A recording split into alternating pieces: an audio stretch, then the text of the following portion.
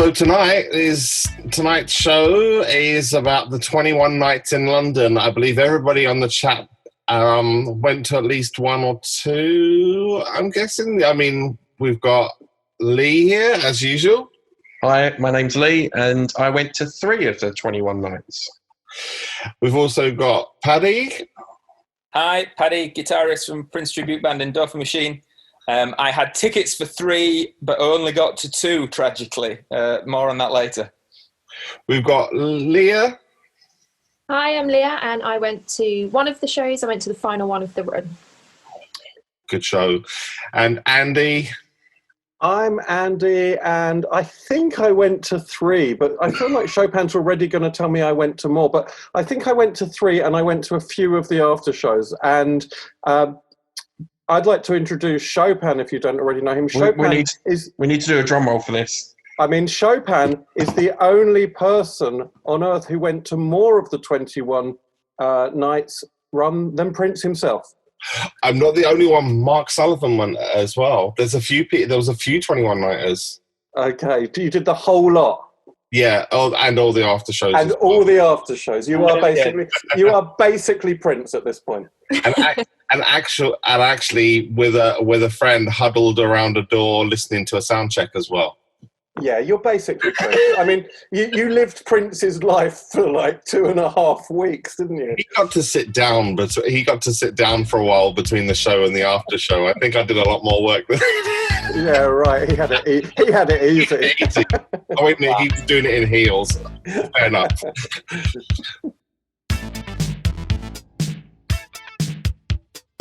Does everybody remember what they were and what the announcement was made of 21 nights and what they were expecting? I can tell you my story, if that helps. So I was in India, and I was at the Youth Commonwealth Games in India, and I was born in 1977, so it would have been my 30th birthday that year, and 21 nights had been announced, and I was on my laptop in a hotel in India, panicking, trying to buy these VIP tickets to one of I think it was the opening night or the second night, I can't remember, but it was a VIP experience, and I was like, right, it's my 30th birthday, I'm gonna go all out, and I'm gonna do the whole VIP. And the VIP thing, I don't know if you know this, Chopin, where you would get on a boat, and it was one of the clipper boats, and they had a whole VIP experience. You get on the boat, you have food on the boat,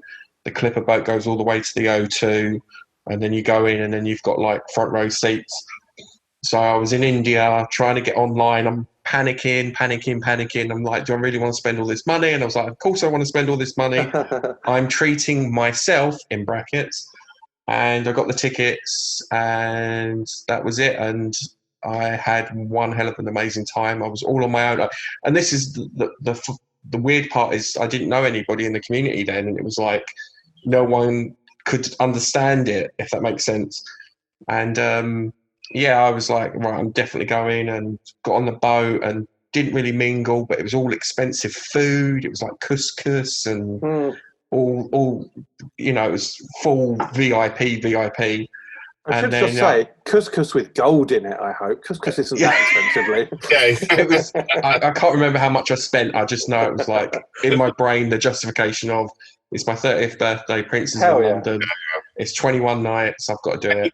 And you got the program included, didn't you? Yeah, I got the program, and it was everything. And I was at the corner, I was right by the V of the symbol.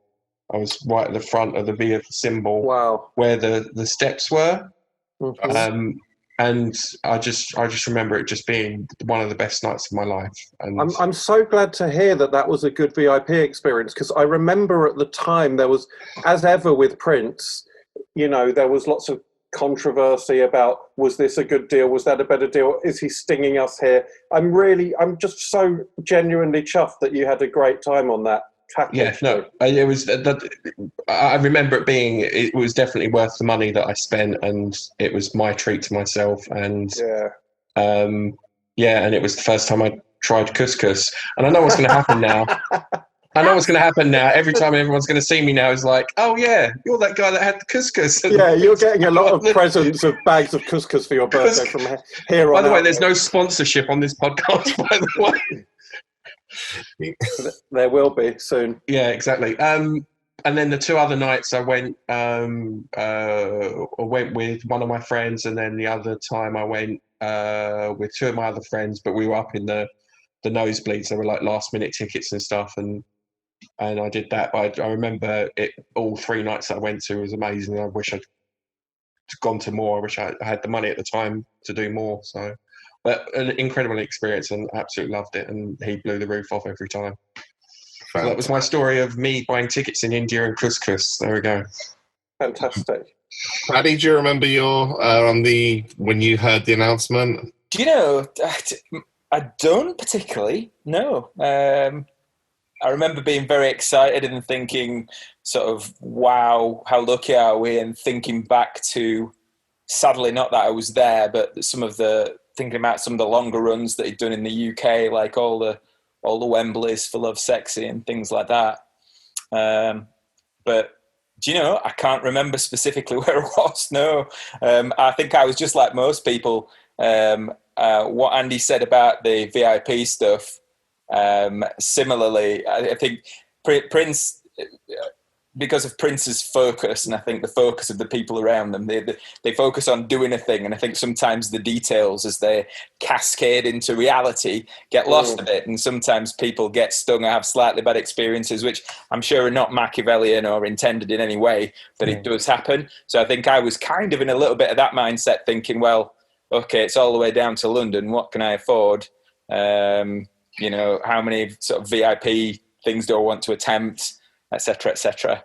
I was very excited, but again, it was one of those things. How much money have I got to spend on this? It was literally that simple, and I think at the time I was fairly limited, so I got 3 in the end.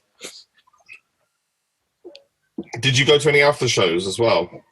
No, I didn't. So my tragic story around this is the ones I went to the opening night, which I was really, really pleased about with my then wife. I went with some friends to then the 1st of September. So I did the 2 firsts. The sort of big experience for me about those 2 nights was I hadn't heard I hadn't heard 1999 for that big gap, and he started doing it again on that tour. So when I saw that again, they played that, I think he opened with it on the September 1st show. That was just like, wow, that was amazing. And I can't remember the date I actually had the tickets for the one that I couldn't go to. Because I had like the little circle good tickets on in and around the symbol, like Lee said.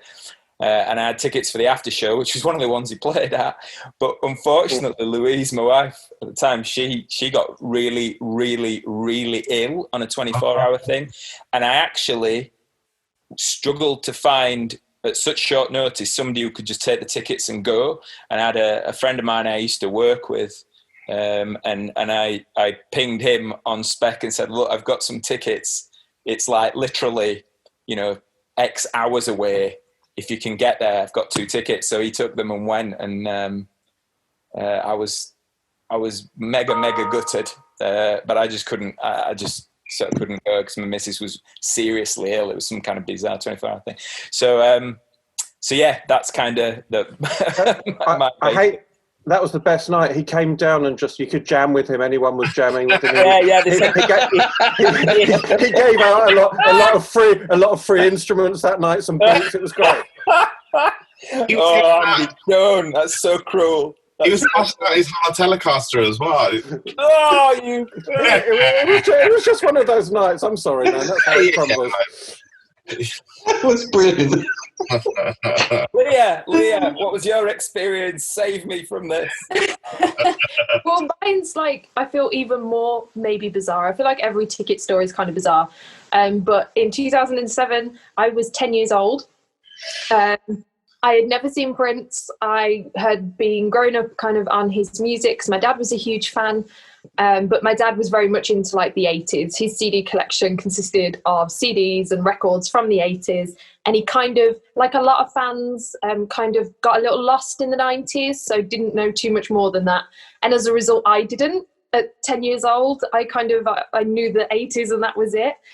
And I vaguely remember them going up on sale, but for me, because I was so young, it kind of all got mixed up with the hype of the album coming with the papers. And for me at that age, it kind of all merged into one exciting event. But I remember life is one exciting event when you're 10, isn't it? So exactly, you don't know what's going on. But I remember it being so exciting because I wasn't at 10 years old, I wasn't on social media or anything like that, and I didn't know there was too much of a wider community. And going off what my dad kind of believed at the time, I didn't think I'd ever get to see him, which sounds really bizarre because he's obviously always toured, but that was kind of the impression that I was kind of under. So when the tickets came out, I was absolutely thrilled. But living in Birmingham, getting to London, buying the tickets, we weren't particularly well off. We weren't sure if we were going to be able to make it work. Thankfully, we did. I managed to get tickets right in the nosebleeds. Lee, you mentioned nosebleed tickets. Yeah. Like 5 from the back. Yeah, it was almost the same, yeah. Yeah, that was steep up there. That's the O2, that top of the O2, that was like, it's really steep up there. But you were still slightly closer to the stage because you were only about half the size of everyone else, Leah. That's true. But when you're 10, that kind of thing doesn't matter. If I got those tickets like later on, I would have been really annoyed. But when I was 10, I was just so happy to be there. It was incredible. It was my first concert ever. Oh, wow. First time in London. First time to see somebody for your first concert ever. Make it Prince. I mean, really. Wow. Make it Prince and be 10 years old. So were you was it with your dad you went then, Leah? Yeah, my dad and his best friend travelled to and from London a lot, and he was a Prince fan as well. So we all drove down to London and then got the tube in. I had a little Prince outfit made. We made at home a little Kiss outfit. And I had pictures with everyone. They thought it was amazing. A random 10-year-old dressed as Prince. But it was incredible. And I knew the after shows were happening. And if I'm not mistaken, was it the Amy Winehouse night, the last show of the run? Yeah, I think that was one of the ones I went to, yeah. And I begged and I begged and I begged to go, but we couldn't because we had to get the last tube to get to the car so we could get home. And I remember walking past the Indigo and my dad had to like practically drag me. Oh my goodness. Like, please. So sorry, was Amy on the very last night then, was she? Is that the gig you were at, Leah, the very last night? Yeah. I love it. But so you went to one main gig, yeah? And that was that. Yeah. Yeah. I love that it's like the last night of the main tour and like you're in basically the last seats. You were just like right on the edge of that tour, but you did it. That's so fantastic. But do you know what the funny thing is? I was even more so on the edge because legally to get in, you had to be 11 or older. So I was really? I was underage. Wow, that's the right way to see Prince. Just on the wrong side of the track. That's fantastic. Legally, I've only seen him once legally. How many times have you seen him? It was the last show at Coco's was the only time I saw him over 18 or of an age that was over the age of the venue. Hilarious. So nice. The only time I saw him over that age. Wow, you finally went straight, Leah. Well done, you. Yes. You see, a leopard can change its spots, guys. Criminal Prince fan, yeah, I love it. Oh, that's fantastic. I mean, this is probably a stupid question. Did you enjoy that first gig you ever saw? Oh, literally sit down. And you know when you're in the nosebleeds at gigs, you get the more chill people that sit down, and even when it's up. So I looked like such an oddball, like the only person stood up dressed as Prince, like shaking around. Like I was raised on the Syracuse Purple Rain gig, so I knew like all the dance moves. And like all these fans around me were gobsmacked when he would come in for like the intro for like Irresistible Bitch or something like that. And I was like, please carry on. And were you for me. And what did your dad think, who had like fallen out of the Prince loop for 15 years or more? Well, he saw him on the Love Sexy tour. Oh. Yeah. So it was a big difference. Absolutely, that's what I mean. Yeah, I mean, did he enjoy it? Was he able to have different expectations and enjoy it? Yeah, I mean, I think he knew, because he hadn't even really seen footage of Prince performing in later years, so it was a shock to them. But I think he was overly impressed. Actually, I think anyone that goes to a Prince show, I think at any point in time, what hits you first is the musicianship. Like, it doesn't matter if he's doing flips or not. That is still what's going to blow your brain. So he still walked away so excited. And I think the fact that I walked away so unbelievably energized that he kind of bounced off that a lot as well. Seeing that, I think he saw that literally he'd just changed my life with a £31 ticket. Fantastic. Way of putting it. Incredible. Go on, Chopin, do you want to give us... We've got another hour. I'd say, Andy, what was your experience of the 21 nights? Yeah, I mean, thank you, Chopin. We're going to do a whole 21 series of episodes for Chopin's experience. Yeah, exactly. I was trying to work out how we're going to fit it all in. I'm going to... as I said, I'm only with you for another half hour or so, so I'm going to give you my quick rundown of my nights, because I think I had 3, and I think maybe I went to a few after shows. I skipped some of the main ones and went to a couple of extra after shows, but I had 3 very different experiences of the main show. I went once at the start, once in the middle, and once on the last night where I hung out with Chopin here. And that was such a nice ending. But I had 3 really interesting different experiences. The first night, I took my girlfriend at the time, who was, God bless her, difficult. She was one of those girlfriends. And she was pretty into Prince, but not, she wasn't crazy. She was pretty into Prince. She liked Prince. And I was like, we're going live. We're going to see him live, and you're not going to believe it. And that first night, we were quite high up. We were mid up. The O2 is not a great venue unless you're in certain places. Or if you're 10 years old, fine, that's fine. But we didn't have great seats. Also, the sound was muddy. Also, Prince was he was a difficult Prince that night. I was there with a difficult girlfriend and a difficult Prince. And like, what was interesting to me was that he didn't, he'd set up this 21 night thing where he was going to come and, wow London. But then in typically perverse fashion, and this might not be your recollection, everybody, but like, he played quite surly that first night. It was like all the, the casual fan would turn up, and then they're getting stuff like Another Lover Hole in Your Head, but with quite a muddy acoustic. And I can't remember a hell of a lot of the rest of the track list, but it wasn't a friendly track list to introduce the run. It was go show. I might be going absolutely mad here, but didn't a track list get leaked and he ended up having to switch it at the last minute? Or that's in my head from somewhere. There was something odd about the set list on the first night. Chopin, were you going to? Well, this wasn't the first night that Andy was here. This was the third. It was the 3rd of August, and there was see that video that they put online of Joy and Repetition that's circling. It started Joy and Repetition, and it's a really slow start. And that was the night that we were, because I was sat next to Andy and your girlfriend and somebody. Oh my God, I'm so sorry, you got it. I thought it was the first night I was there. That's what I was mistaking. No, it was the 3rd night. He'd done the first one, and it was like, wow, the crowd kind of thing.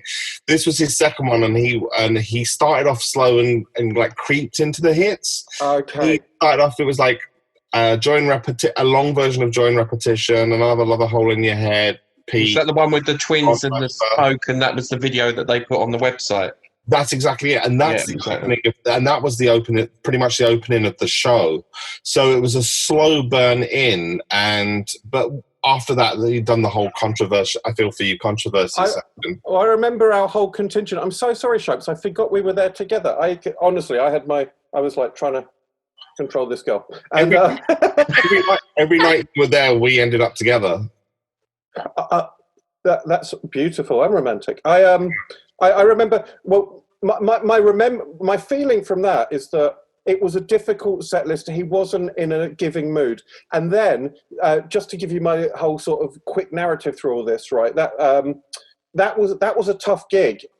And I felt like he was very conflicted that night. Then in the middle of the run, somebody gave me a couple of press tickets that they weren't using. So we had really nice seats in the press enclosure, or in that bank of seats. And I took a friend who was really just a very fair weather Prince fan, knew a few of the hits. And I was worried. I was like, is he going to feel a bit done by this as well?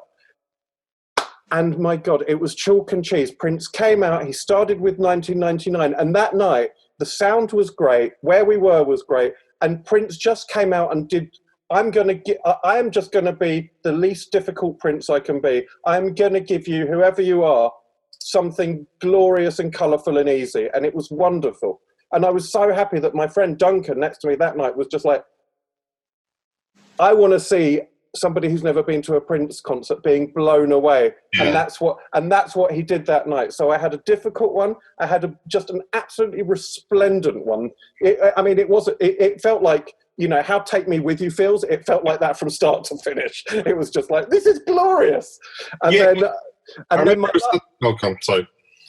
then my last night of the main gigs was just really lovely, because it was just a very relaxed, very relaxed. I know what it's all about now. I'm going to hang out with Chopin here. We had really nice mid-level seats. And then my abiding memory of that last night is just what a great way to close the show. But then for the encore, we just looked at each other and we're like, come on, sod it. Let's bum rush the stage or bum rush the floor anyway. And we ran right down into, dodging security guards as we went. And we just partied it up with all the VIP guys for that lot. Sorry, Lee and your couscous contingent, and and it was such a nice way to end the tour, was just like having a boogie, not too far away from the guy. Where's all this Prince fans breaking the law? This is getting ridiculous. It was the 24th of August, by the way. That last one? The second one. The second one. Oh, was it? So, did we hang out in the second one as well, Shopes? Well, because we didn't start sitting together, but we'd kind of seen each other outside. And you said there's a whole, because of the placement of the camera, there's a whole empty row behind me, and you were worried that your friend wasn't going to be into it. You said, so I want me, and it was me and Sam. So we were like, okay, well, we know our way around the arena. I can get around there, because it was on the same level. And I was just kind of darted in and out of security things. And then because it was the night that he did Start Me Up by the Rolling Stones. I don't remember that. I remember him doing he even did quite a lot of Raspberry Beret that night. And it was like he made that night, he just made it for the common people. The fans. It was lovely to see. I appreciate an obscure set list as much as the next guy, believe me, but also to just see that in a funny way, that middle night was like exactly what I wanted from that tour. It was he was just, it was extraordinarily lucid and light and generous that night. Mm-hmm. I think this is the thing with Prince, is the set list doesn't actually tell you how the gig was.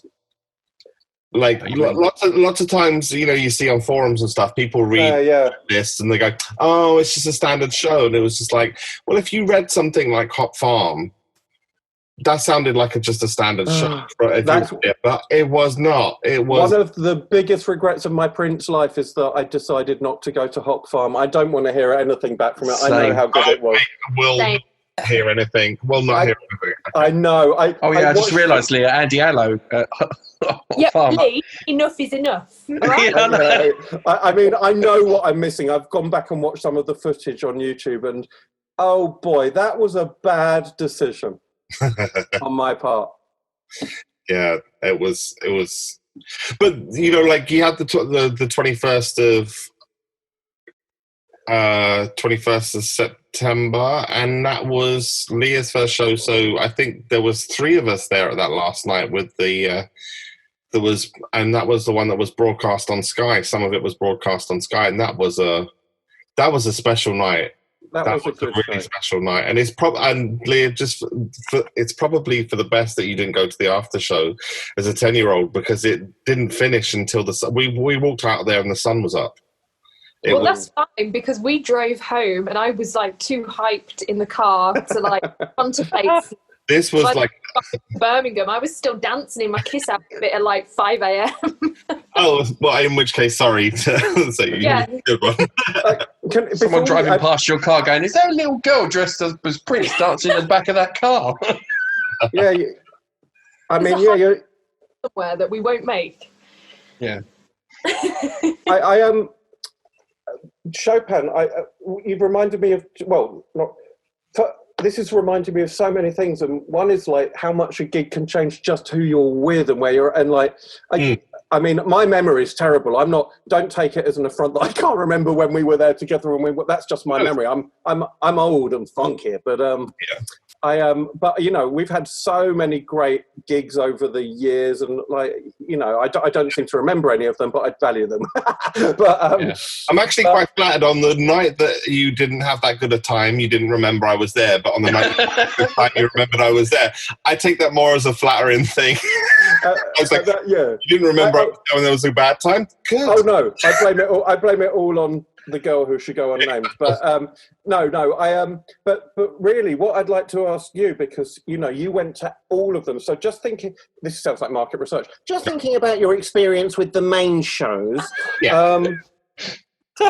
because like the after shows are a whole other subject. But on the just thinking about your experience, would you, having gone like every night in sequence, could you draw a kind of emotional arc over the 21 nights of how he was towards the audiences, say?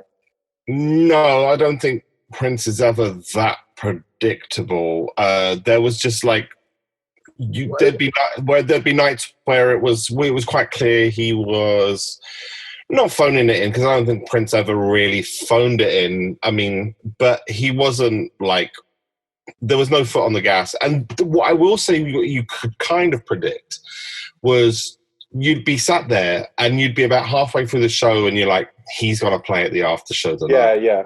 Like if the last three songs, you could kind of gauge, you started to kind of gauge that, this is an after show night. The energy in the room is like, he's not putting that guitar down. I remember distinctly one of them was the 28th of August, and it was one of the rare times that I actually kind of teared up during Purple Rain. Like he was tearing it up on the guitar, and you know, Purple Rain over the course of 21 nights, it becomes it's always a kind of great experience, even as a base level thing. But it stops being what you're there for. You can go for a wee at that point, can't you? If you've done it 18 times already. Kind of thing. I mean, I was sat in that seat from beginning to end all 21 times, but like I know what you mean. It's like, it's not like, you know, like if somebody's going there one time, that's the song they're there to hear.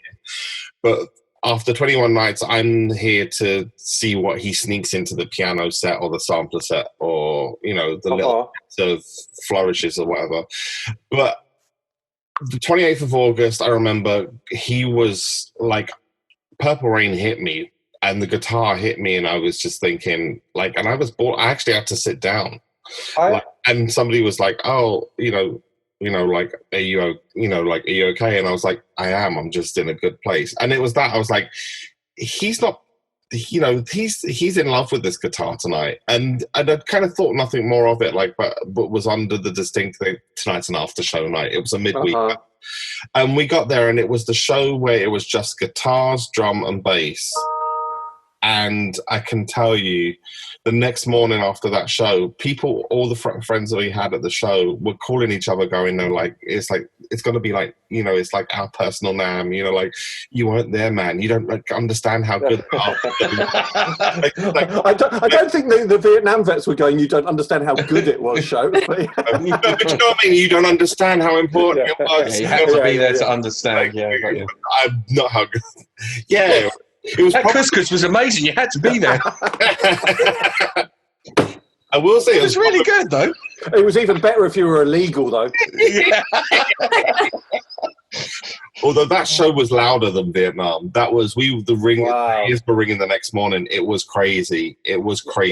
So that was the Power Trio. That was the Power Trio one. And I cannot tell you that people walked out of there looking at each other with like kind of side eye, like, I was standing next to you when this happened, right? And it's like, yeah, we were standing next to each other when it happened. And it was something else. It was really just something else. So that's the only thing I could really say. He had amazing nights. He had good nights. There was no bad nights. There was kind of lower energy nights. Yeah. Or you couldn't trace up. You couldn't trace like a smooth line. It's just he came out in a certain mood every night. Yeah, there was nothing. I still to this day, whenever people talk about like the predicting, what Prince would have wanted and what have you, I always do the whole thing of like, the energy at the start of the show was different than the end of the show. This was not a guy you could predict like that. True. You might have a document stating that was his will. It wouldn't have been his will in the afternoon. Do you know what I mean? Was it Play That Funky Music White Boy he put on this tour, if I remember? Yeah. See, I always felt like with Prince on this tour, he wanted to be this showman and this generous giver of light and bright, but also I felt I at points in just from the stuff I saw, the 3 nights with their different energies, and I felt different attitudes. I felt that like that night with Another Lover, he definitely played that funky music, and to me, just at the time, I felt like he was kind of pissed at how white his audience had become, and it was almost a dig. But it was, which is maybe reading a lot into it, but I felt like he was not in a happy mood with his audience that night, or with himself or something. I actually think, I think it was more to do with actually the sound and the sound system, because they actually changed the entire PA after the first weekend. Yeah, that would make sense. He definitely wasn't happy with something, but it felt like, but because he wasn't happy, to me it was an edgy show. No, so with you could definitely sense the push and pull and of, do I cater to the Purple Rain and 99 people who are coming once and want to hear those songs, and he was definitely aware that there were people coming night after night. Because I remember there was a moment in the piano solo section on one of the nights where he just started to play 1,000 Hugs and Kisses on the piano, and it was kind of like almost like that bit in X-Men where he uses the big dome and he can locate every other mutant. Cerebro. It was like that, where like there was like Thank you, Paddy. You could hear like 6 other people go, and it was just like, it's like you, and you. You could tell who had the bootleg. Do you know what I mean? It was like, and he kind of like smiled to himself, like, I know who's here. Right, I'm taking names here.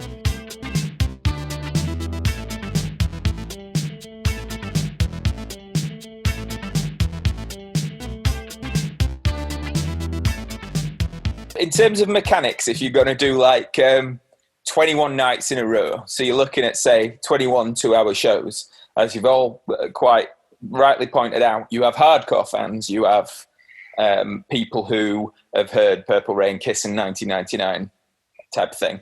Yeah. It's quite a difficult thing to do, which kind of brings me on. The thing that sort of, one of the things that stood out to me about this show was this fantastic, and in some ways, I won't say awful, but annoying, and I'll come on to that, is the idea of the sampler set. Mm-hmm.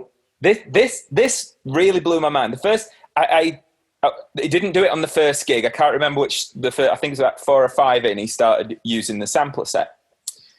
And I kind of had mixed feelings about this, because I was looking at forums as people were tapping out on their phones, literally each song as it came, to say what the set list was. And you were watching these forums and you're watching, oh my God, what's he going to play tonight? What's he going to play tonight? Because of the nature of the long run, you knew he had to mix it up. You knew he had the catalogue. You know he has the musicians who are prepped to play 10 million songs at the click of a finger, and they know which click means which song, and so on and so forth.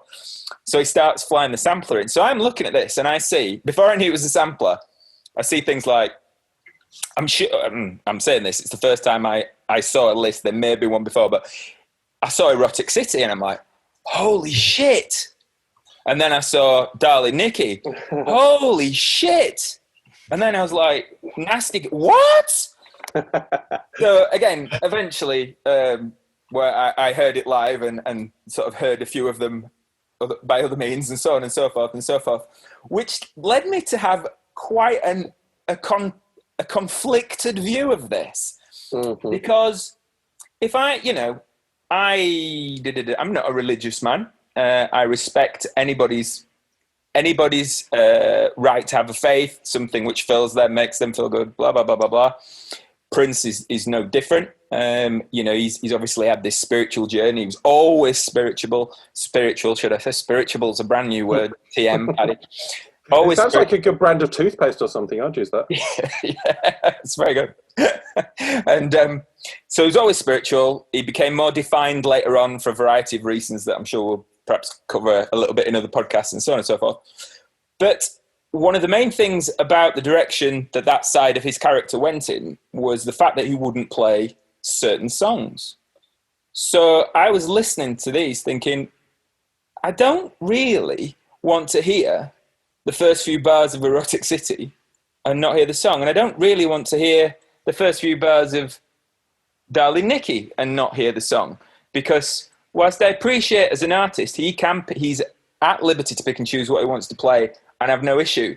But it's like, if you have a genuine issue playing that and you don't feel it represents you anymore, or you have a steadfast reason why you will not do that, it sort of felt like a tease in one way is a magnificent little thing for an artist to do with an audience. But that made me slightly, oh man, if you're not going to play it, don't do a few bars, because all of a sudden I'm hearing in this brilliant arena sound, boomy, and there's this like back, to all intents and purposes, a backing track sample, and it's like, oh my goodness. But sort of no climax, for want of a better way of putting it. Well, I think it takes you on, it stops you, whereas before you kind of respected the decision and you kind of understood it and you're like, you could, okay, well, those songs, I know I'm not going to get those songs. But then to tease you, you go from like kind of respecting the decision to going, oh, I really lament the decision because right now I wish he wasn't that guy. Whereas you don't, like if he's just singing Anastasia or, you know, Do Me Baby or whatever, like that doesn't have lyrics that he you're just like, okay, so I can go without those songs because he's in a good place, but now you're confronted with just what you're losing in that tease, and you're kind of like, now I don't agree with this decision. It's the loss. I mean, again, as an 80s guy like Andy, these are tracks that are like, oh my goodness, and then it's gone. Again, I know it's all opinion, but there are certain tracks that might have been in the set list, and the fact of the matter is, I would much rather have listened to Erotic City, Head, etc., etc., etc. So, it's difficult. It's difficult as a fan without wanting to be a bleating patheticism and appreciating that watching Prince, when all said and done, is still watching Prince. But yeah, I thought that was sort of ill-judged. But then again, I suppose it'd only be the hardcore fan that would be particularly bothered. But a strange one. Leah, did you want to come in on that? Yeah, I was just going to point out that imagine being a 10-year-old raised on that 80s period. But I think that I agree with everything you've said, but for me, I think it's typical Prince with the chalk and cheese. He kind of loves to annoy you as much as he to like make you happy. I'm pretty sure that even as a 10-year-old, I swore a good few times at him that night. When you put off Darling Nikki, I think he came in that night with Irresistible Bitch, just the speaking intro. I've checked this, but I have a vivid memory that he did. I'm sure he did, and I almost had a meltdown. But he cut it off, and I was like really like upset, of course, but at the same time, it almost gave me a little. The footage you see from back in the day when he was swearing, back in the day when he was teasing the audience with sexual innuendo a lot more and things like that. although he couldn't do that now because of his religious standing, it almost felt like he was going back to that a little bit, just to annoy you, a bit to tease you. It felt like a little flashback to that. He's doing it, but in a different way. There's a few interesting things going on here, because I didn't the angle of like whether he will play that song versus that song, that wasn't my main focus of the sample set. It was like more like it's just not very satisfying. Like regardless of what the songs are, it's not that satisfying. It's novel to see Prince sitting there blasting out things that, you know, presets that he's got sampled into his keyboard, but that quickly wears off. I think like why should it be that different from when he would play a piano medley rather? When he played piano medley, but when you're watching someone play a piano medley and actually produce that music as they do it and go from, say, Condition of the Heart into, you know, Adore, into Wanna Be Your Lover, or whatever he used to do on piano, that's a very different proposition from seeing Prince sitting there plonking down on a couple of keys. On the other hand, it's really novel to see Prince just playing karaoke with himself. So and like also just the actual quality of the beats, like for the one that always killed me was Sign, was the times when he did the sample set, because like it is like all you want is to go down there and just bash around on that key with him a bit. So arguably I think Sign and Doves were the two that worked, because that's basically what they were anyway. That's right. And like in a way it's quite audacious to just see Prince treating his own like creations like you know, just reducing them and showing you that even at a sort of DNA level, they're just amazing. And like Sign, I think out of all of them, Sign is the one I've got goosebumps just thinking about it. But as a kind of spectacle in a set, I think really the only reason it's there is that Prince didn't know how to satisfy everybody with. He was under the weight of his back catalogue because it's so huge, and he goes, I'll put 12 songs in for the price of 2 here, but you're like, maybe just do 2 songs that actually kill, and then do a different 2 the next night. He'd always use the classic line of, "I've got so many hits, what do you want to hear?" Right. I'm pretty sure he said that one of the nights I saw him. It was like, "I've got all these hits, I've got so many hits," and I've heard that line a couple of times. I've got more hits than Madonna's got kids. That was the first night, yeah. That was there you go. And like, what do you want to hear? Well, like, you know, sometimes the answer is we'd just like to hear 2 songs fully, and then the next night they can have a different 2 songs. But so, you know, very, very, I think mixed emotions about that for many different reasons, as you say, Paddy. And one thing about the sampler set, it did endure. It became a staple rather than something he did once, which was interesting, and perhaps more testament to an artist who was getting older and was consistently under that cosh of, you know, some of the people, all of the people. Yeah. I know someone in the Prince community that got very, very excited when Nasty Girl played on the sample set. I have no idea who that is. It's Lee. It's a secret. Yeah. Did you a little bit of couscous was going to come up? Yeah, exactly. Couscous flying everywhere to Nasty Girl. Now there's an image to conjure with. I hope not a euphemism. Oh dear. You're a nasty boy, Lee. You're a nasty boy. He was flinging his couscous. He was so nasty. But now. That's going in. This whole thing's going to be. I think a whole podcast devoted to couscous is fine by me. It's when you realise when you've got to submit the podcast, you're going to have to click on E for explicit. Well, it's a Prince podcast. Yeah, I know. Well, dear. I think one time it did actually really fantastically work for him in a non-kind of, where it didn't seem like it was pandering, was the Electric Ballroom, where he just turned the lights down and it became a club. Uh-huh. And it was Prince was the DJ. But yeah, and you know, like he played live before, you know, and after, but it was the second show of that night and it was just spectacular. It was just, the whole night was something epic, and it turned into like this. You were in a dirty club in Camden.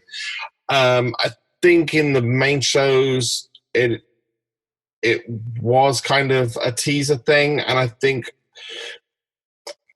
we're slightly coloured by being Prince obsessives, because actually the reception from all of the people that I took, the first timers, was just like, oh my God, he did it, like, and they were kind of satisfied. So that's, in a stadium, you got to remember, we are 5 people out of 70,000, out of 25,000. So although there would have been quite a few thousand out of that 25,000 who this is the 6th time they've seen it, the 8th time. But you're right. I mean, it wasn't like it was some dreadful failure. It was just it wouldn't end up necessarily being anyone's favourite part of the concert if they'd seen it multiple times, and that's But I'm going to push off in one moment. But before I go, there is one song that I would like to give special attention to from this tour.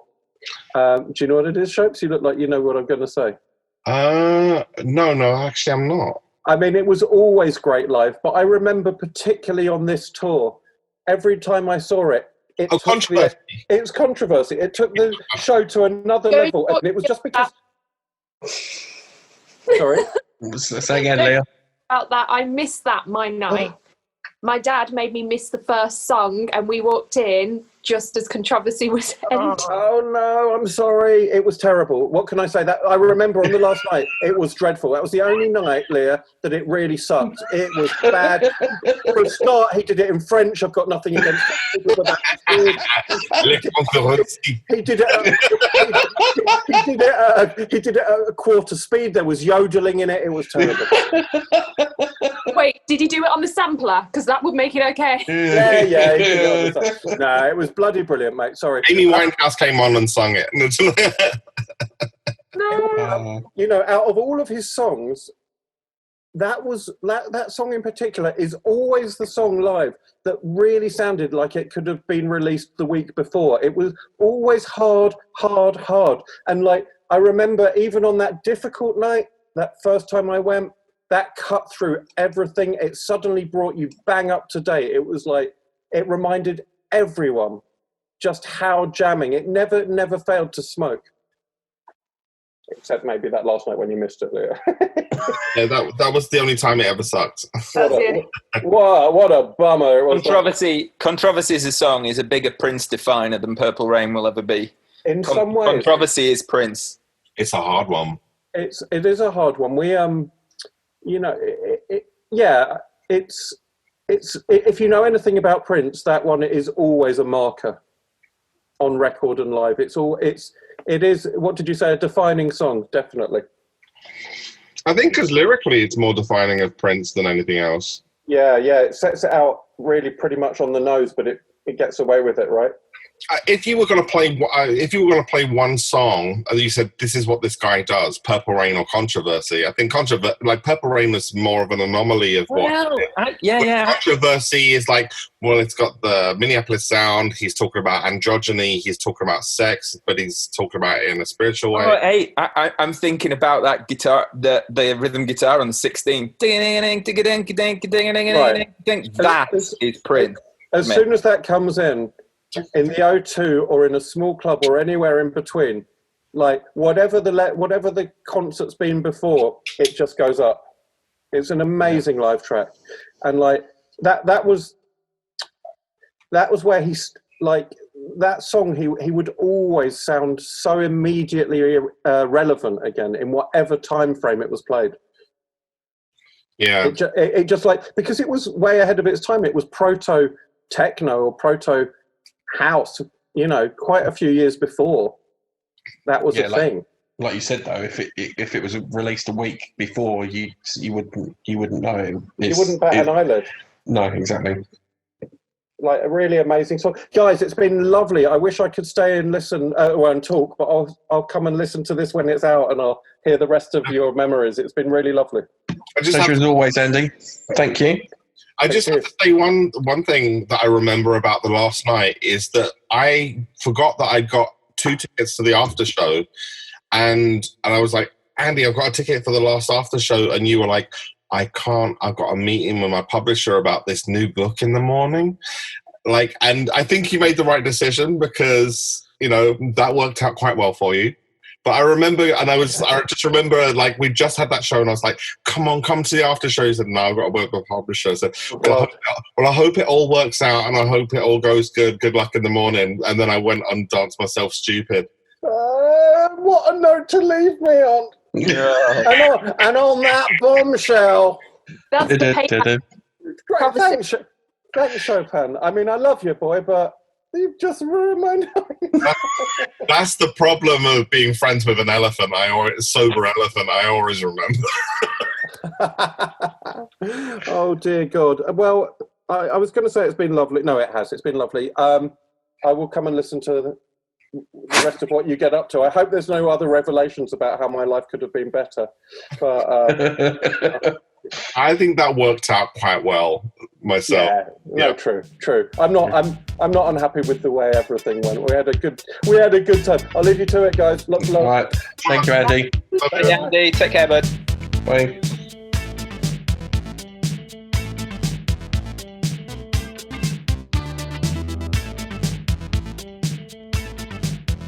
I mean, it's a long story as to why what I decided to go 21 nights, but one of the reasons is, like, as a musician, it was school to me. I was on a, you know, like, I was like, okay, so this is how you put something together. This is how you put something. The way that you realize that actually, even though all the songs were moving about, they were moving about in sequence, like as in he had little pockets of structure that he could move into place. So if you knew you were getting I Feel For You, you knew you were getting controversy. Like controversy afterwards, you know, you knew kind of that Nothing Compares to You was coming up after that. But after that little section, you didn't know what was coming up. So you'd be kind of left in these kind of like weird pockets of, once you started on that song, you knew you were for, you know, Cream. If you got Cream, you were into You Got the Look. So it was kind of, it became familiar over the time of how he structured things, and it became genius. To me, that was the genius of it. It's like, oh, so you're rehearsing whole sections rather than one song, then rehearsing another song. You're rehearsing it as big sections that you can move around to keep it fresh for yourself, so you don't get kind of bored of the arc of the show. And also how they can intertwine each flow, can't they? Mm-hmm. See what I did there? Flow? Hey. The flow. I say, when people from the 80s are complaining about having their stuff censored, like, you know, you still got some pretty big hits in the 80s that you still get to hear. We didn't. Us 90s fans don't get it. Get off, Sexy Motherfucker, Pum Pum. You know, like there was so many that we were just like, wait a minute, that's all disappeared. Billy Jack Bitches, just like it was gone. Like now, gone. Yeah, I think we got Shush, didn't we? Yeah, we got Shush. What else did we get? Nothing from Rave. Did he play Gold on that tour at all? No, he didn't play that until like Malahide. All right. That was just like lost. That was another song, like a big song that was just lost. Did we get Seven? I remember him teasing Diamonds and Pearls, but not playing it. He was on piano. Cream, Diamonds and Pearls. One night we even got the Morning Papers. Love that song. I'll be honest, I think it's a self-fulfilling prophecy, though. You can't, one way or another, you can't do 21 nights at that kind of capacity venue and not lean on the 80s. I mean, I don't, to be frank, at times when I was seeing him, even though I'm sort of an 80s guy, I was up for something rarer, some stuff from the 90s as well. But it's, like I say, it comes back to that eternal battle of that which you have to play and that which you can choose to play. Well, it wasn't even just the 90s, just like the early 2000s as well. You know, there's no High, there's no When I Lay My Hands on You. One thing I would say, and this is very much just opinion related, I don't know how you feel about this, but I did feel that, so 31 and 21 and Planet Earth, for me, were a bit of a resurgence. something I said on the last podcast that I really feel about those two albums is there were albums where each song was, different style of song. There was a sign of the times-ish about them again. Obviously, and it wasn't sonically thematic necessarily. You had, a rock song. You had a song that ran off a very dry sample. You had a James Brown song, and so on and so on and so on. And I think that really lent itself to having a bit of power in terms of your last 3 years of being out there in the public, the immediacy, the releases. And I think that was good. Stuff like Lolita were banging. Cold Sweat, bang. Stuff like that. I know Planet Earth. I think I'm one of those people who probably like Planet Earth a little bit more than the majority. I think that's a really good album. I adore the album. Yeah. Chelsea Rogers, for heaven's sake. Rogers. Prince post-millennium disco. Jesus. So I love Here on Earth as well. I think that's such a beautiful love song. It's one that I always go back to. Which very much so. Somewhere Here on Earth. Sorry. Oh yeah, that was a great song. Yeah, and that was part of the play. That was on the set list as well, wasn't it? Somewhere Here on Earth. I'm just double checking everything. I really love Future Baby Mama. Yeah. So in the context of the tour, I think he had some new bullets that were actually good songs, different flavors for different parts of the set list dynamic, different moods. He opened a couple with 3121 towards the beginning as well. Guitar as well, wasn't it? Guitar, which is a weird. Yeah, I have mixed feelings about guitar. Weird, but it was a good live song. So yeah, he had some good recent bullets there for that tour, which I think helped a lot. There was definitely one of the shows came around the same time as Sparks had done a series of shows where they played entire albums, and everybody was like, why doesn't Prince do something like that? Why doesn't Prince do something like that? And I remember one night, it was my 30th birthday, 6th September. It was because I'm born same year as Lee. Yeah. 77, and it was 6th September. It was the after show, and he'd done like a more jazzy kind of first half. Went off stage, came back with there's a yellow suit jacket with the hoodie and glasses, and there's a picture of it from 21. There's a famous picture of it from the Indigo Nights book, and he came on wearing that outfit, started playing Planet Earth in the after show, then went from Planet Earth to Guitar, then from Guitar to Somewhere Here on Earth, then Somewhere Here on Earth to One You Want to See. And by the time we got to One You Want to See, everybody's like, is he doing the whole album? Because it was in sequence, and we were all like, is he doing the whole album? And at this point, he hadn't played Chelsea Rogers live, and we were like, I gotta get Chelsea Rogers tonight. I gotta get Chelsea Rogers. Turns out he didn't play the whole album, but then as an encore, and we were like, but as an encore, Shelby comes out and said, you guys are gonna go crazy, and then it starts boom boom boom boom boom boom boom boom boom boom boom boom, and everybody did. They went crazy because it was like, it's the first time he's ever played this song live, and that was another one of the bonuses of going every night. There were a couple of songs that he played for the first time live in that show. In the show or the after shows? In the shows, after shows, in the whole thing. There was some songs he'd never played live before. There were some songs he'd never played live for years, like Beautiful, Strange, and Around the World in a Day. 99 he hadn't played that for years. It was the first time the first time he played Planet Earth live. There was just loads because he hadn't really been on a hits tip. So because you went to every night, did that mean you got 21 copies of the album? Yes. I've got 20. No, because I'm just thinking of, I don't know if you remember this, Chopin, Raji's frame. I think because I'm sure Raji did 21 nights as well, and he had a frame in his living room with all the tickets. I was just wondering if you had something similar with 21 copies of the album.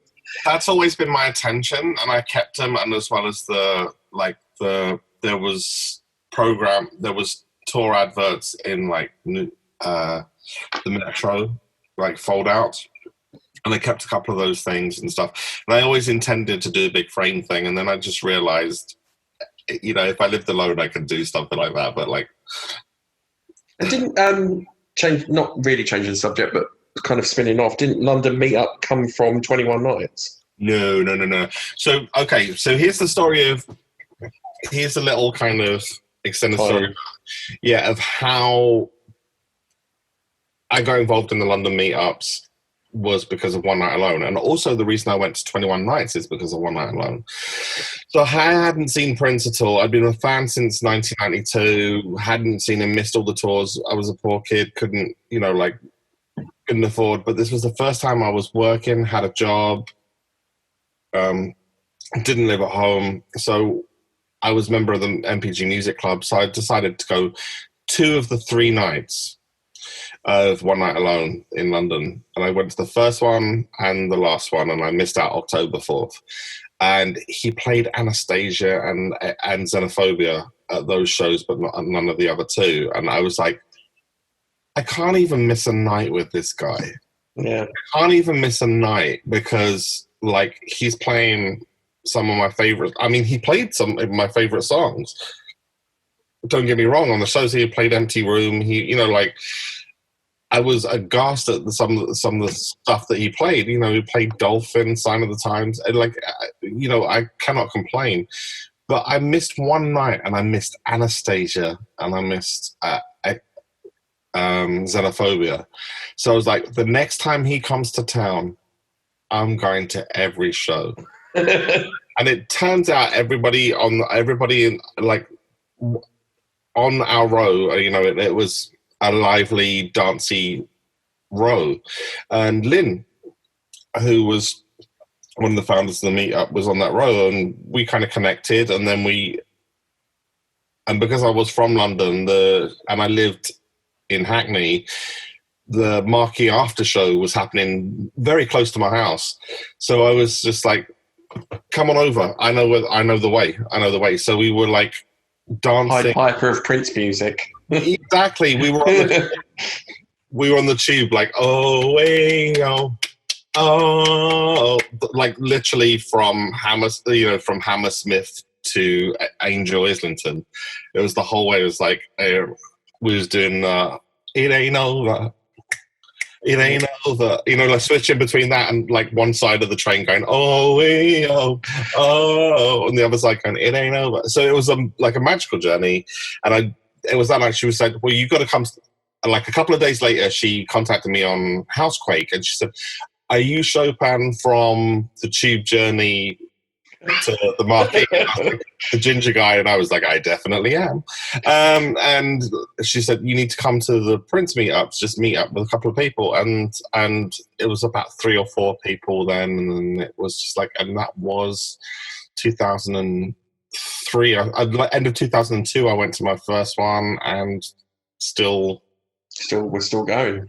Yeah, you know, all these years later. And so when 21 Nights, so I was like, Prince took like a 5-year hiatus from playing in London, and then he said, Prince, there was a strong rumor Prince is coming to London after this. And I was just like, yeah, we're going to every show. I'm going to every show. 21 Nights, fuck.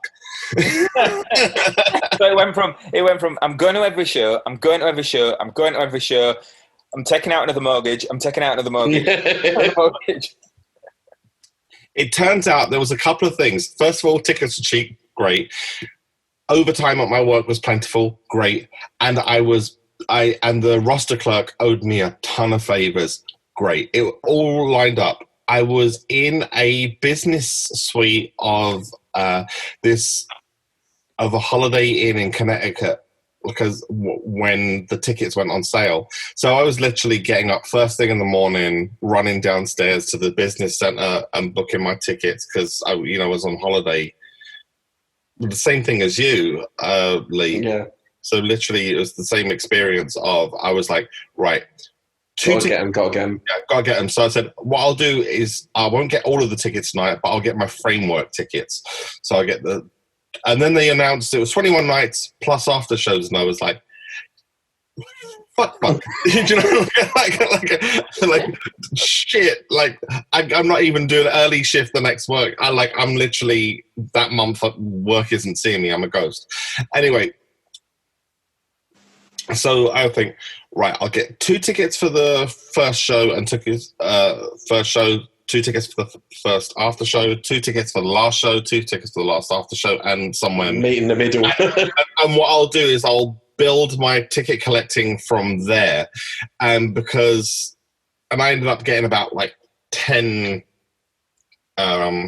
individual nights where I was just going on my own, you know, and I built it from there. And I was just thinking, what are the shows he's most likely to play? Buy all the Saturday after shows. First night, last night after show, because I knew the after show was kind of like some nights he won't play. So I got all of those, and by the time the tickets were being printed and mailed to you, I bought all of them. So like this one glorious day, this deluge of Prince tickets just popped through the door, and it was just like... Just picturing you just like throwing it on the bed and then just like lying on the bed with Prince tickets. Like rose petals. Yeah, like rose. Oh. You've seen American Beauty. It's like, oh dear. All those nights. The other thing about it is as well, I think it was kind of obviously there was more, plenty more after 21 nights before he left us and all that kind of thing. But it did feel like a real nice ending for his sort of, I don't know, his relationship with the UK and how he sort of gigged quite a lot here specifically. I remember going back when I first became aware of Prince, it was the BPI Awards in 84, 85. And I remember, you know, him coming to get his award, saying 3 words, thanking God, Chick Huntsbury looked terrifying, Noel Edmonds looked disgusted, and the British press absolutely smashed the shit out of him after that. Then you move along a couple of years and he comes in with the Revolution and demolishes Wembley for 3 nights for Parade, and I think a love affair just started at that point. And the thing is with Prince, I think it's fair to say is big European loves from sort of interviews and knowing how often he played where and what have you. He was obviously big into the Netherlands, big fan of Paris. Yeah, big fan of Paris. And of course, London. And I think the fact that we got the 21 nights run is really special. And I'm kind of glad he did it. I'm not so happy I live in West Yorkshire with regard to that. But I'm so glad. I'm so glad that he. No, I've always in London. I've always thought he appreciated the European fans and Netherlands and Paris and London. And London, I don't know if you remember, we became like the backup when the show in Germany, I believe. I think it's getting cancelled. Yeah. Yeah, and it got cancelled, and then he came over to us. I think that was Roundhouse. Chopin? Yes, Roundhouse. The Roundhouse shows 1 and 2, wasn't it, that we got because there was an issue in Germany, and so he always knew that we were here. And we 2010. I think that's just the example. We got 2010 as an album. Yeah. The US didn't have that. It was Europe, wasn't it? Yeah, that's true. Weirdly enough, we didn't get 2010 as a tour though. The UK. No, just the album release. Yeah, I think on balance, though, we've done sort of very well out of him in that respect, and I think Europe.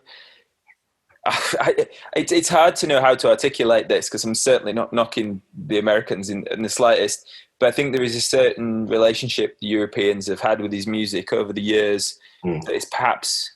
I don't want to say anything that sounds exclusive because that's not the intention at all. No, It's funny. Perhaps what weighs it up. This is a bit tangential, so bear with me. I remember the singer from a soft sort of heavy metal rock band called Poison, right? And Bret Michaels said the thing about the European fans, he says, when I play in the States, he said the American fans sing the chorus like you wouldn't believe. He said the British fans sing the chorus and all of the verse. And I think that sort of underpins a Very sort good. of Europhile Yeah. attitude towards music, and the way that we take it all and we take the oddness as well. And it's not necessarily just hits and zeitgeist. I think once we've had something, we cling on to it and keep investigating. Yeah. I think also if you look at his main kind of like affectionate places in Europe,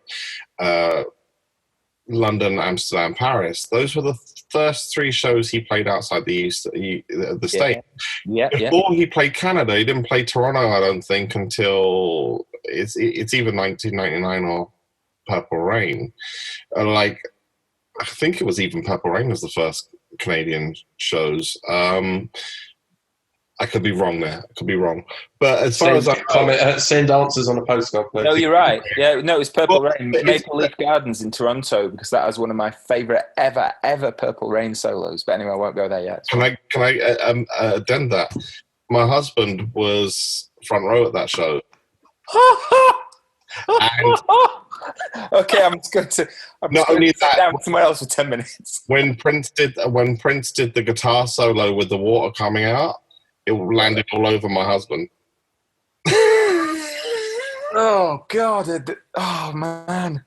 And welcome to Play Your Prince Trump Card. Oh man, I just got shot. That was a critical hit. That was amazing. Well, there was apparently the things that I didn't know about there was scent bombs going off that he seems to remember. There were scent bombs going off. He said that it was the best smelling show. With Sheila E. Hazelwood.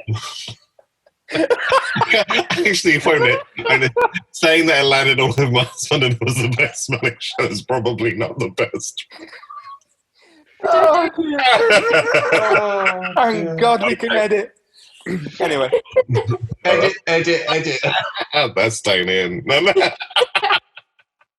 Oh dear. No, but so the first 3 places he plays outside of America is, Amsterdam, Paris, and London. And he's, and they were gigs where he was well received. And I think there was something, and remember, this comes after the Rolling Stones gig. No, it doesn't. Correction. The first one in London was more was the Lyceum Mind. Yeah, it was you're into Mind. Yeah, so I think so he does that and gets well received. It isn't getting that well received outside of the major cities like New York. He then goes on to have the problem with the controversy with the live show with the Rolling Stones, and I think he's just. I think that stuck with him.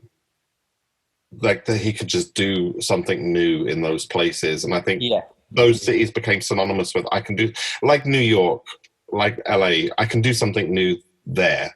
Or Chicago and Detroit. I know I can go there and whatever I do, they'll be cool with it. So I think that's why we got the shop. I think that's why... in Camden. In Camden. I think that's why, he played the Paradiso in Holland.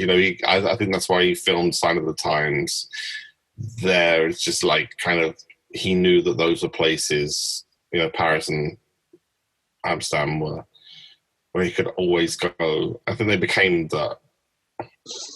So I have a question for Paddy. Did you, with 21 Nights, was there anything that you integrated from any of the shows or what you know or what you saw into when you've done live performances? Just the one thing I can think of, really. I mean, most of our stuff is... my focus was always the live 80s, unsurprising to everybody. Yeah. But that was the reason why I was asking. Yeah. No, nothing compares to you, actually. He does a very, very... I'm not sure if he played it the same every show, but there was a particular recording of it from one of the nights, and the amount of dynamics he throws in with the amount of stops and stabs, it makes it so much... It really, really adds some power to something which is powerful in a different way because it's a ballad. But when you actually have a more hard-hitting dynamic compared to the sort of gentleness and the vibe of the song, So yes, we took that. I remember the very first night we played at a little place in Bolton, and to be honest, the only thing that blew me away more than the band's dynamics was the amazing way that Dale delivered it. I remember the first time I heard that, I was like, holy shit, that sounded great. That sounded really great. It was magic. But yeah, it was that one. That's the only thing. This again, perhaps a little bit of a bone of contention. I always had a feel, and again, I say this in context as a huge Prince fan, particularly a huge live Prince fan. But I always felt that ever since the Vegas shows, there was a tiny, tiny undercurrent of sanitization that sort of bled into his shows a little bit. I think a lot of that was, again, self-imposed by all the things we said previously about when you're an artist of that caliber, you have to satisfy everybody who's there. So it's not just people like us. But it always felt a little tiny bit more sanitized. And even sort of the band were amazing, but I don't think the bands necessarily got stronger. I thought Cora and Josh were great, but I don't know. There started to be something a little bit missing after the days of sort of having Blackwell and Rhonda, etc. I mean, Renato, obviously, he's a monster god of keyboards, no denying. Some of the other stuff was good though. All the vocalists, Shelby, Marva, you had the twins down. The big show aspect, and then it did feel more like a greatest hits review in that sense. But a lot of that was, really, really good stuff. I think it was Mike Phillips and Maceo did the brunt of the gigs, which is great. Obviously, I'm a Leeds man, always will be. But yeah, that tiny little bit of sort of sanitization crept in. So, I mean, that I'm not implying in any way that he was limited in what he could do, because of course he wasn't. These are all quality musicians. But yeah, a little edge of that. It was very comfortable Prince for the family and the 10-year-olds, obviously. And again, I'm being a little bit selfish. Let's be honest. I perhaps yearn for the angry, dirty guy. If you just going back slightly, isn't your Controversy I Feel For You kind of the same? Or is that just Parade? Or is no? It is, but that originated on the Musicology tour when he did that version of Controversy I Feel For You. Or should I say I Feel For You Controversy? It's that way around. That's why I was getting confused. And you do Chelsea I Feel For You Controversy, and then Controversy we do the Purple Rain, the Parade to a segue into Mutiny or Love Desire. Yeah. But yeah. I'm glad Leah knows your set list that well. Well, if Leah doesn't, nobody does.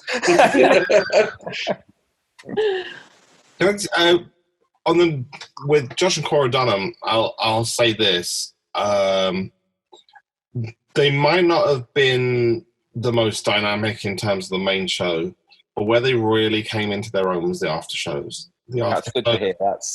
After shows, because I'd been listening to the Vegas bootlegs and was like, this is cool. Listening to like the 3121 Jazz Cafe things going, oh, this is really interesting. I mean, and not really kind of, because on bootlegs a lot of the time there was no list of who was playing. I was just like, oh, maybe there was a guest on that time.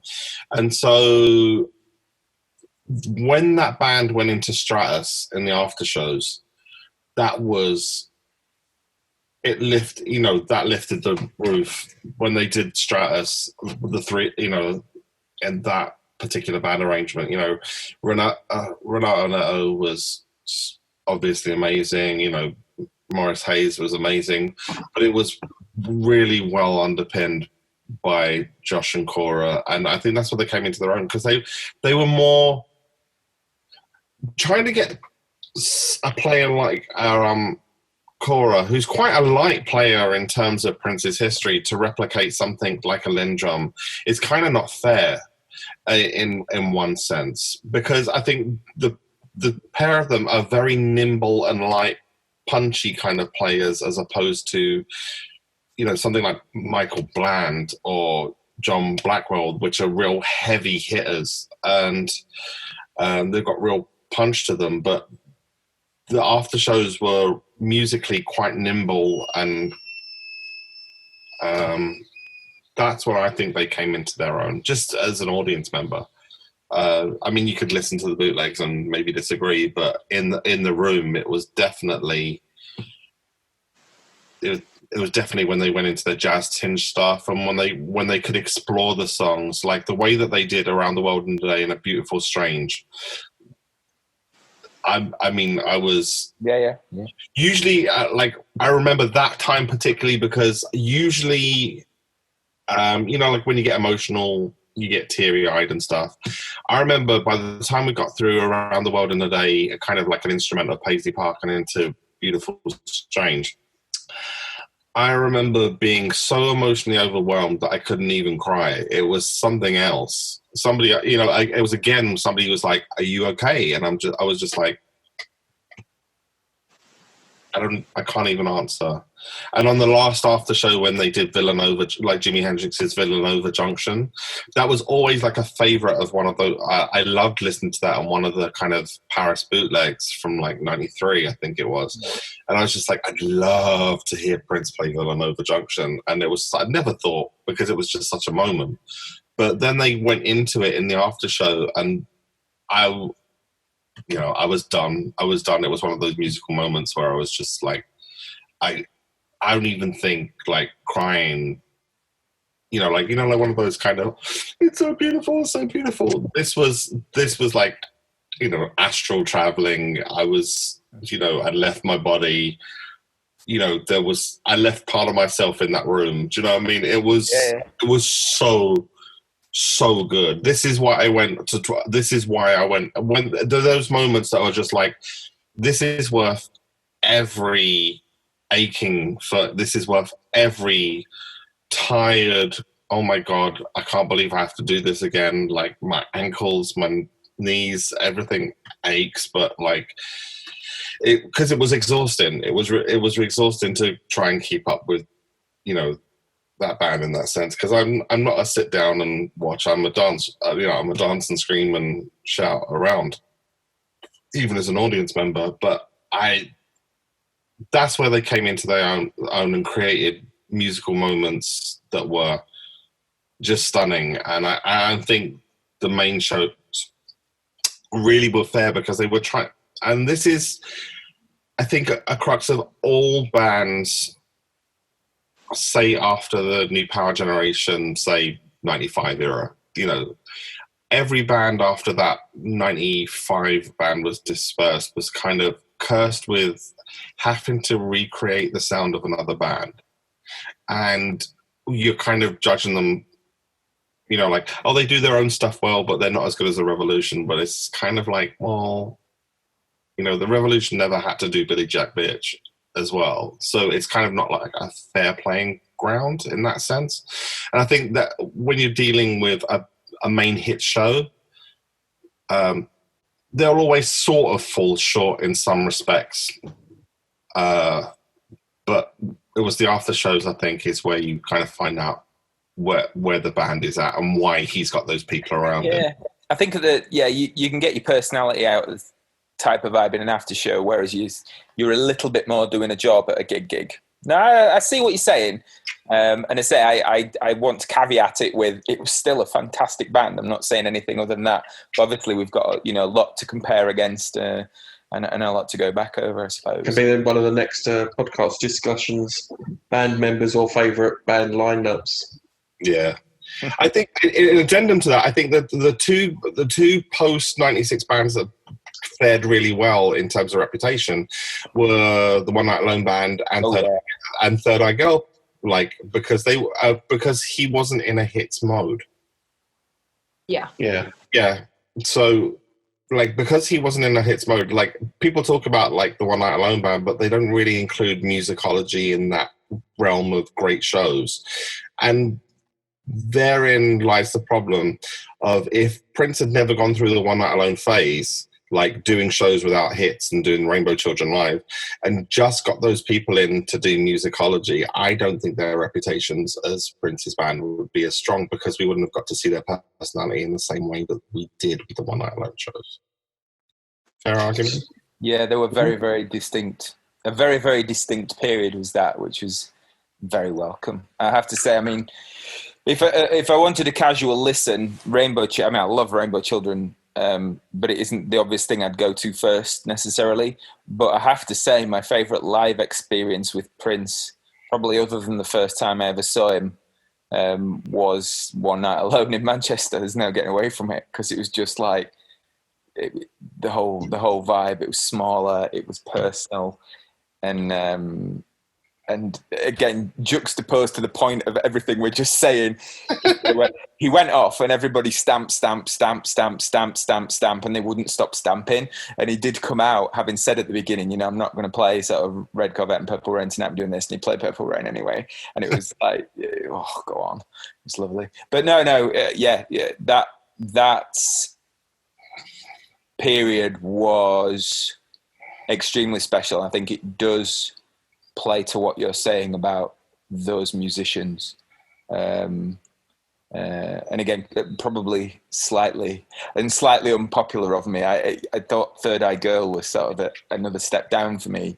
I liked what they did. I'm a guitarist. I love and again, the caveat being, Donna's amazing. They were ace, but I don't know. Did you see any of Third Eye Girl shows? Yeah, saw 2. Okay. Which ones were they? The Manchester one? The Manchester one. And the 2 in Manchester, was one in Birmingham. I did 2 nights in Birmingham, actually. Was this the second time around when they were doing more hits shows? It was more hits shows, yeah.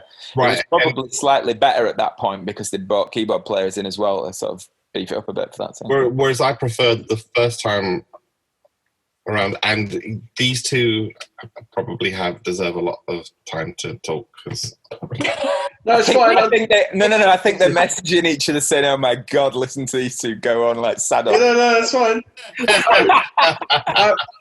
I was we were talking about the hits and everything, and I just remember I know Leah's first gig was Prince. My first gig was Prince, and it was the Gold Experience, or the Gold Tour, the Ultimate Tour, in '95. And I remember casual fans going and being disappointed because they didn't know any of the songs, because it was promoting the Gold Experience. And I remember it coming up on screen going, release date never. And I remember a lot of casual fans being disappointed. I'm thoroughly disgusted with myself to say I was to some degree one of those people. And now I would jump off a cliff to go back and go. Exactly the same. It was second row in the middle at Sheffield Arena on the Gold Show, and I would give anything to go back and do that again. Yeah, because I remember it was like I was aware of the songs because I'd seen the specials, the VH1 specials and stuff like that, and I knew a majority of the songs. But I remember there were so many casual fans going, and they didn't know the songs. So, and then in contrast, 21 Nights, it was the hits, and there was a lot of casual fans there. And with 21 Nights, I think it became a bit of a thing of, we're going to see Prince. If you've never seen Prince live, you have to see Prince live. And it became more of a water cooler kind of conversation of, it was an event going on in London that a majority of people were going to, and it became more of a popularity thing within London of like, there's an opportunity to go see Prince. You have to go see Prince live. So that was the 2 comparisons that I had of one tour and then another tour of casual fans and non-casual, hardcore fans, and each people getting something that they wanted or didn't get what they wanted, if that makes sense. I can't tell you how many conversations I've been in, like, with just random people when somebody says, this, like when, like first meeting people say, what kind of music are you into? I was like, Prince, Madonna, Michael Jackson. And almost immediately, a lot of the time in London, they'll just say, I saw Prince once when he was doing those 21 nights of thingy. Did you go and see that? Like, because it was amazing. Like, did you get in? Did you go and see that? I'm like, yeah. You open your jacket and all the tickets dangle out of the jacket. It's just like... That reminds me of after, not long after he'd passed, somebody who I thought knew me quite well came up to me and said, do you know, I watched a programme about Prince. Do you know, he produced everything, he played all his own, he did blah, blah, blah. And I think I just looked at him and went, go away. Go away. Yeah. I appreciate your attempt, but my grief is quite deep right now. But the other thing is, he definitely put his stamp on that actual venue itself, because when he passed, they lit it up all purple, and they put the symbol on all the screens. And then a couple of days after he passed, there was an event there at I think it was the Hollywood Bowl, and there was a big, Prince. It wasn't really a party, but it was a gathering of Prince fans. And it was an incredible night, and the whole place was lit purple. And I think they've even got a plaque there or something now near the thing. And then obviously they had the exhibition there, so he definitely put his stamp on that venue. And he was one of the launch artists for that venue, because I think it was only Scissor Sisters and Bon Jovi that were before him. That I can remember. There was only a couple of different acts that had been before him, to the point that actually people who had been in the upper tier, like in the top upper tier, and sorry, Leah, this is where you're going to be real angry at me, because if you were in the upper tier and you said you had vertigo, they would give you a ticket to downstairs. If you were in the top 10 rows. Because the most disappointing. That's like hearing you've been left out of a will or something. That is brutal, Chopin.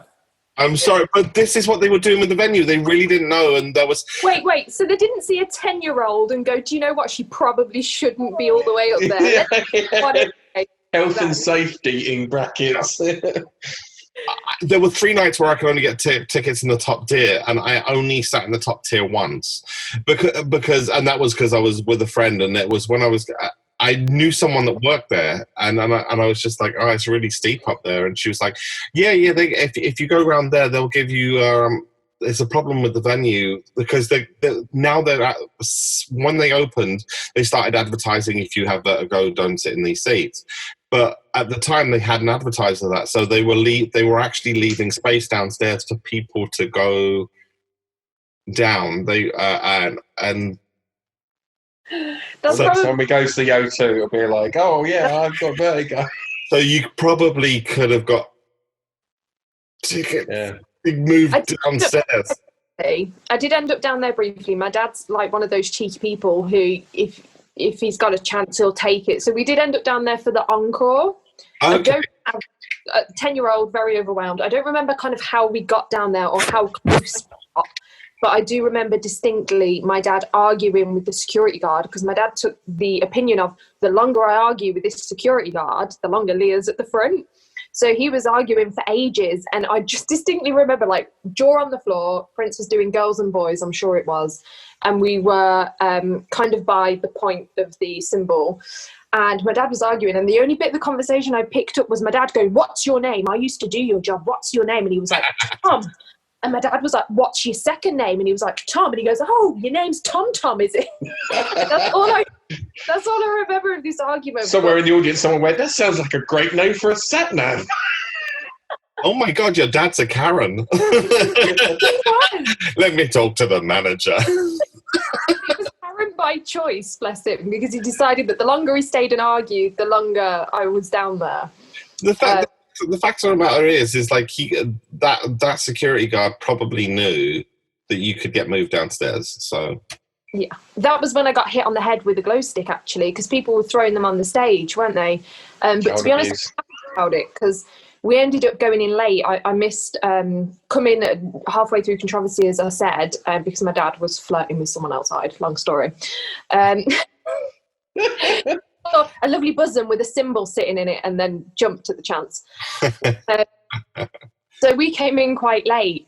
And they'd ran out of the glow sticks, so I only had a CD, and me, 10 years old, looking at all these glow sticks going, I want a glow stick. But I didn't get one, so I spent the whole show without one. And then while I was down closer, while my dad was arguing, 2 glow sticks landed next to me. One hit my head, bounced off me, and I picked it up. So I do have 2 that I found on the floors around me, thankfully. But I was at the front for a short time, so that makes up for it slightly. And I'm glad that you got downstairs, especially that girls and boys bit at the end. That was great. Me and Andy were like in the middle bit, and then we kind of walked. Like when everybody thought that the show was over with.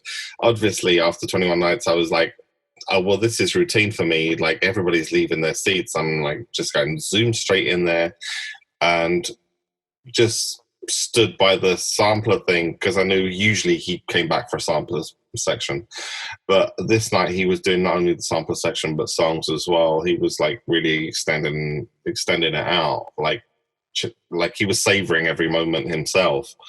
And yeah, for that girls and boys thing, I was on the floor, like I got down the floor. So I think you've done what we've done, is just like use everybody going away, like going to the catch the last tube to kind of. Yeah, I think that was the basis of my dad's argument originally, was the show's over. And he was like, yeah, it is. And he was like, so we can be where we want. The show's over. Knowing that my dad was like, he's coming back on. So that was the original argument. I like the plan. It was the glow stick thing was interesting as well, because as I remember it was a setup by Prince.org that there was going to be this is one of those arguments for he reads the fan boards, because there was a group of fans like, we're going to wait up. We've got like a group of fans who are going to wait outside and said, we got like 50 glow sticks or something. Come get your glow stick and show that you're a Prince.org member. And like the glow stick, there's like, if you want, you can give us like £1 or something for the glow stick.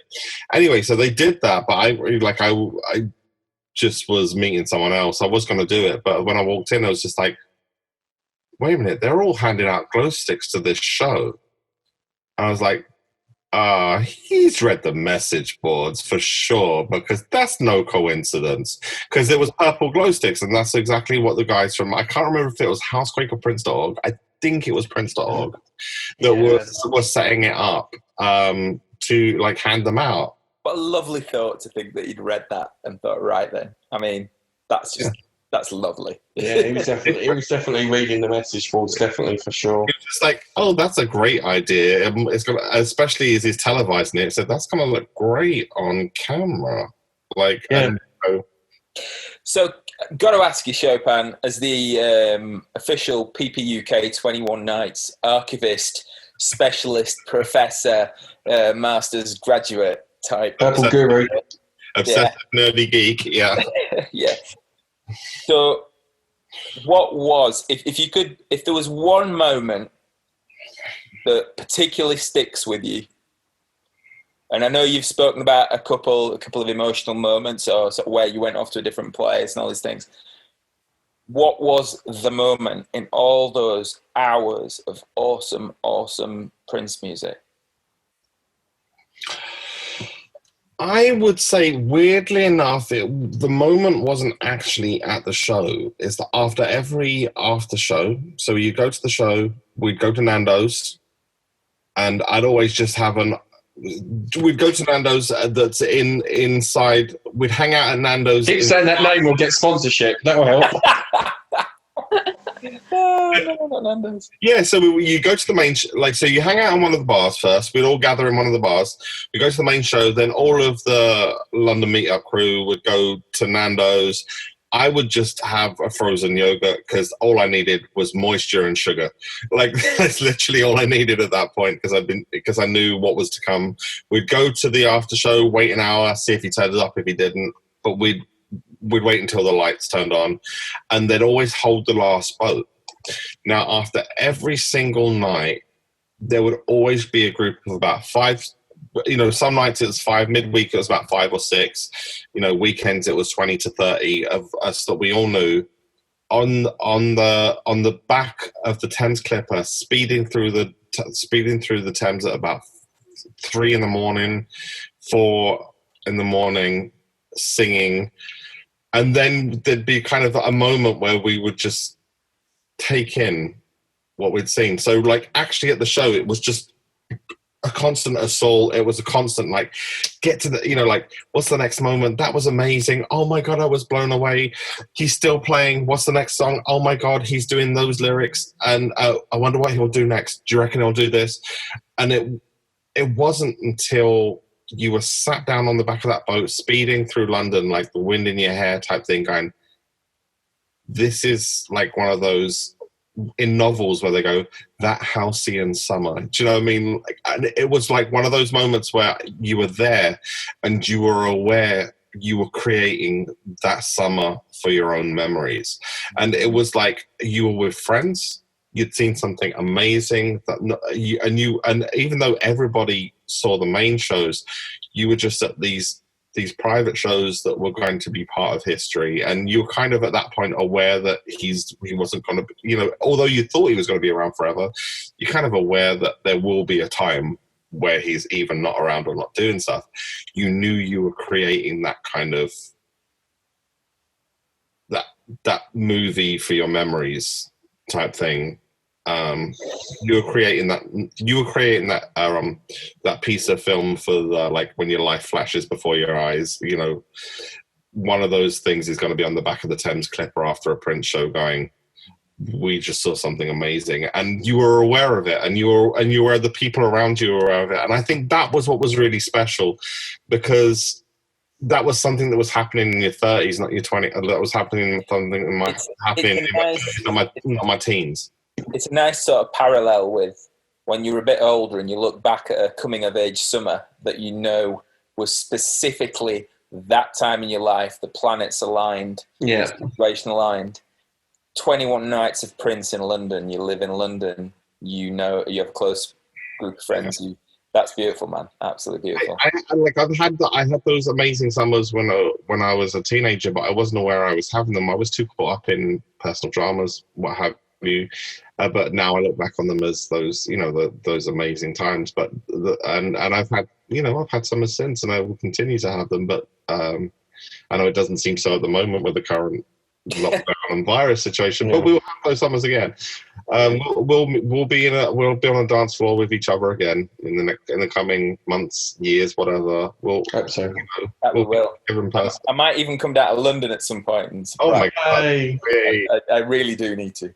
Having seen that you've got a gold guitar, and I work for the railway, I might get a cheap ticket up to Leeds. Oh, hey, mate, you're welcome anytime. Fantastic. Well, so it was just one of those summers where it was just one of those moments where the fog of just adrenaline and loved up just mixed with, I love these people around me. I've had the most amazing night, and I know this is got to be special. It's a privilege to be aware of you're creating those memories at the time. And I think that was the first time I could really say I was aware I was making those memories. So that to me was the most special 21 Nights thing. I wish I'd have kind of known that. I knew that this was a huge pinnacle in my life. There was no avoiding that. It was my first time in London, first concert. Like, I knew this was a really big deal. But I wish I would have known that it was literally the basis for the rest of my existence. It kind of was. Yeah. Like, at that point in time, I was in the room with so many people that I would now, age 23, still be meeting up with, and I didn't know that. So yeah. Isn't that a lovely thought? The thought that you would, I mean, again, it's the same for me, Leah, because I didn't know Chopin then, I didn't know Lee then, I know a bunch of other people who, again, I wish I was a bit geographically closer to, but it is what it is. And the fact that, yeah, you were all in the same room having that joined experience, and the little sort of tendrils of life loop you in. It's marvellous. It's so crazy just to have been age 10 and look down and go, that tiny dot all the way down there, that's Chopin. And when you're 23 years old, you're going to be doing some weird podcasts. Talking about very moment. Or feeling really sorry for that 10-year-old girl that you saw being hit by a glow stick, going, in a couple of years' time I'll be doing it. Do you know the strangest thing? I'm sure either somebody told me or somebody wrote on the boards, like in outrage, said, well, I was sat in there when they were thrown down there and it hit this little girl. So I'm pretty sure I heard about wow. somebody else. Because when you said it, I was just like, yeah. 6 degrees of the Prince community. Although, to be quite honest, also when you said, a big-chested woman with a symbol in her cleavage, I was just like, well, I mean, that could we probably know her. It could have been Lynn. I'd have never have known. The list is endless. It could have been me. I know, I'd had a couple of burgers at the time, you know. Oh, yeah. Oh, is that you? And all I keep on thinking is I'm going to have to press on that E on that bloody submission. Yeah, exactly. Or when you submit it to YouTube, and he's like, is this suitable for children? Okay, I'll beep up. Do you want me to beep up the swearing? No, it'll be fine. That's fine. I'll make a Jehovah's Witness kind of version of the show.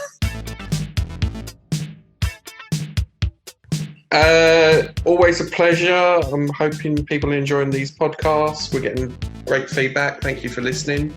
And again, it's just fans chatting for fans and going over things like 21 Nights and all these emotional times. And I think it's helping, especially during these times as well. So I hope you're enjoying it. And it's been a pleasure talking to Leah and Paddy and Chopin and Andy. And I think it's been a good success and a great chat as always. Cool, yeah, thoroughly enjoyed it. Always do. Talking about Prince is a great thing. I love that we tangentialise a little bit now and again, but ultimately, a lot of the time, I think that shows the community that his music brought together, and the fact that we're all sort of linked in an insubstantial way and a substantial way, and I think that's a brilliant thing. And I love doing these podcasts for that reason. It's fantastic. Yeah, it's been great. It is so much fun to talk about. This one in particular, something that I've been super passionate about, just because it brings about so many good memories for me. And I'm definitely going to have to repost some of the pictures and videos I have from that day. Go with the podcast, yeah. Yeah, I'm going to have to send some over because, yeah, they're embarrassing, some of them, but they're a lot of fun, and it's nice to reflect on it. So yeah, I really enjoyed it. Thanks, guys. Thank you guys for letting me waffle on, because I know that I had a lot to say about this time, because it was just an amazing summer. Not just because of Prince, because again, like with all the people I was with, all the Prince fans I was with, it was more than just